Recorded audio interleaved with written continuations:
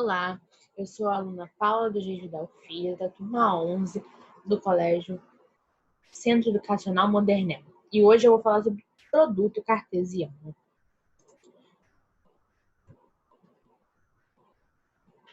Introdução. O que é o produto cartesiano? É um conjunto construído pelos pares ordenados, envolvendo os elementos de dois conjuntos, denominados produto cartesiano, o conjunto de todos os pares x e y, tais que x pertence a A e y pertence a B, indicado pela expressão A por B.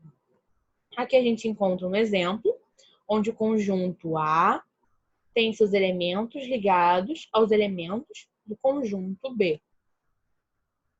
Vamos falar rapidamente sobre gráfico cartesiano e como a gente pode representá-los. Representamos os elementos de A no eixo X e os elementos de B no eixo Y. O gráfico de A por B é constituído pelos pontos pertencentes ao produto de A por B. Paraordenado. O que são paraordenados? Nada mais é que um conjunto de dois elementos, onde a ordem interfere na elaboração do conjunto. O nosso exemplo vai ser conjunto A, formado pelos elementos 1, 2, 3 e 4, e o conjunto B, formado pelos elementos 2 e 3. Nosso primeiro par ordenado vai ser A por B. Como que a gente faz isso? Simples. Nós vamos ligar todos os elementos do primeiro conjunto dado, que no caso é o A, com os elementos do segundo, o B. Então, a gente vai pegar o 1, vamos ligar com o 2 vamos ligar com o 2, o 3 com o 2, o 4 com o 2. Mas não acabou ainda. A gente vai ligar o 1 com o 3, 2 com o 3, 3 com o 3, o 4 com o 3. Assim, a gente finaliza o nosso primeiro par ordenado. No segundo, a gente vai ter o B por A. Vamos repetir o mesmo processo. Pegar os elementos de B e ligar com os elementos de A. Vamos lá. 2 com 1, 2 com 2, 2 com 3, 2 com 4. E agora com o 3. 3 com 1, 3 com 2, 3 com 3 e 3 com 4. Pronto, finalizamos o nosso segundo par ordenado. E o que a gente percebe? Que apesar de usarmos o mesmo conjunto, os mesmos conjuntos para os dois pares ordenados, obtivemos respostas diferentes, comprovando assim que o par ordenado A por B é diferente do par ordenado B por A. Agora vamos falar das três classificações das funções. Ela pode ser sobrejetora, que ocorre se e somente se o seu conjunto imagem for igual ao contradomínio. Simplificando, não pode sobrar elementos no conjunto B sem receber flechas.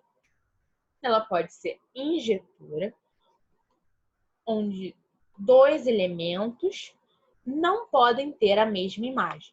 Portanto, não pode haver nenhum elemento no conjunto B que receba duas flechas.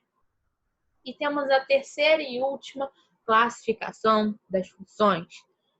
Uma função é bijetora quando é sobrejetora e injetora ao mesmo tempo. Essa é a classificação da bijetora. Agora vamos para os exemplos. Este primeiro exemplo é sobrejetora porque os elementos de A são ligados a todos os elementos em B. Este segundo exemplo é considerado injetora, pois os seus elementos, os elementos de B, no caso, recebem apenas uma flecha. Mas reparem, não são todos os elementos. Mas isso tem problema? Não, não tem. Vamos para o terceiro e último exemplo. onde é considerada uma bijetora. Por quê? Apresenta todos os elementos de B recebendo flechas, classificação da sobrejetora, e também tem todos os elementos de B recebendo apenas uma flecha, classificação de injetora. Assim temos as duas em uma, que é chamada de bijetora. Agora vamos identificar uma função, se ela é realmente função ou não. Vamos no primeiro exemplo. Ele é considerado uma função, pois para cada elemento de A tem um B correspondente. No segundo exemplo, também é uma função, pois para cada elemento de A tem um B correspondente. No nosso terceiro exemplo, ele não é função, pois para o elemento 5 de A, há dois elementos correspondentes em B. Olha só, o 5 está se ligando com o 1 e também com o 3. E por isso, ele não é considerado função. Agora a gente vai para os exercícios. A gente tem esse exercício aqui, que ele nos dá 3 conjuntos, o A, o B e o C, e ele nos pede para determinar o conjunto C menos A vezes B.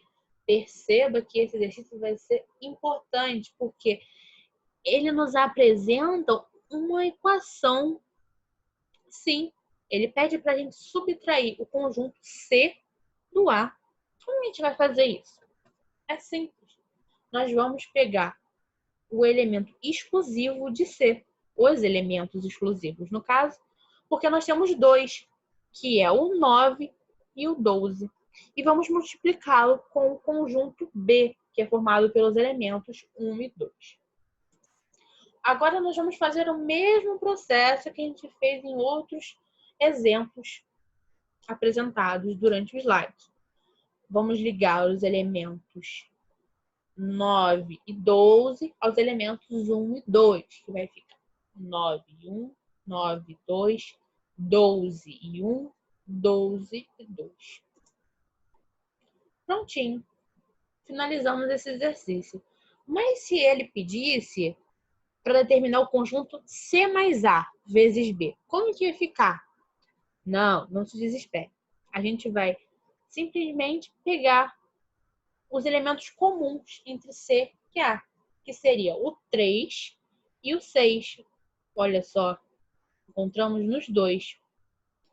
Vamos pegar esses dois elementos e repetir o mesmo processo, multiplicá-los ao conjunto B, no caso, aos elementos 1 e 2, que vai ficar 3 e 1, 3 e 2, 6 e 1, 6 e 2. Prontinho. E assim a gente acaba essa aula. Espero que tenham gostado.